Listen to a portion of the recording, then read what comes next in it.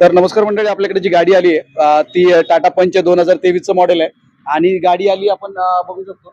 गाडी आली आहे MS-07 आहे, वेंगुर्ल्यावरून गाडी आली आहे. सिंधुदुर्ग सिंधुदुर्ग बरोबर. तर गाडी आता टाटा पंच 2023 मॉडेल आहे. गाडी फिटिंग झाली आहे आणि सर आपले त्यांचा अनुभव सांगतील की ते आधी कोल्हापूरला वगैरे गेले होते. त्याच्यानंतर त्यांचं गोव्याला गेले होते. आणखीन कुठं विचारलं होतं?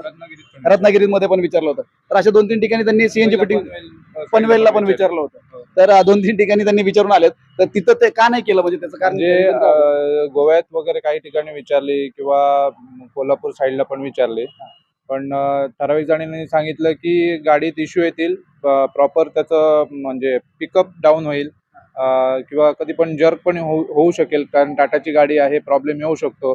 त्यांना कॉन्फिडन्स नव्हता आणि काही फिटमेंट सेंटरवाले असे भेटले की ते ओव्हर कॉन्फिडंटली सांगत होते की घेऊन या गाडी, आम्ही करतो. पण त्यांना मी क्वेश्चन केलेलं की तुम्ही टाटा पंच गाड्या कन्वर्ट केलेल्या आहेत का?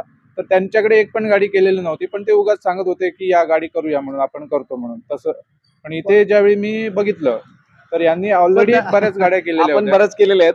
पण सरांचं म्हणजे असं होतं की इथं फिटिंग सेंटरवर एवढ्या लांबून आल्यानंतर सुद्धा थोडी शंका होती. तर ती शंका मिटली आहे का, म्हणजे गाडी चालवल्यानंतर फिटिंग क्वालिटी? हा, कारण कशी आपली गाडी असल्यानंतर आपलं एकदम हेच असतं की गाडीला काही इजा होता कामा नये. मग सुरुवातीला माझी काल शंका होती अशा, म्हणजे कसं होईल, काय होईल, पिकअप मध्ये डाऊन वगैरे कसं, ते सर्व विचारलं. पण आता ज्यावेळी फिटमेंट झालं आणि चालवून बघितली, काहीच प्रॉब्लेम नाही वाटला. जशी गाडी नॉर्मल वाटत होती तशीच गाडी चालते. काहीच प्रॉब्लेम, परफॉर्मन्स चांगला आहे, काही प्रॉब्लेम नाही. एकदम बेस्ट आहे. पेट्रोल सारखा म्हणू शकतो आपण. पेट्रोल सारखं म्हणजे माझी गाडी जी पूर्वी होती, म्हणजे पेट्रोल मध्ये जशी चालायची तेच वाटतंय. म्हणजे असं काय वाटतच नाही मी सीएनजी फिट केलं आणि पिकअप काही डाऊन आहे, एकदम बेस्ट चालते प्रॉपर. म्हणजे एसीचा परफॉर्मन्स मध्ये काय कुठे कमी नाही वाटली, आणि गाडी चालवण्यामध्ये पण काहीच कमी नाही वाटली. आणि फिटिंग क्वालिटी कशी वाटली? फिटिंग क्वालिटी तर एकदम म्हणजे बेस्ट एक्सलंट म्हणता येईल.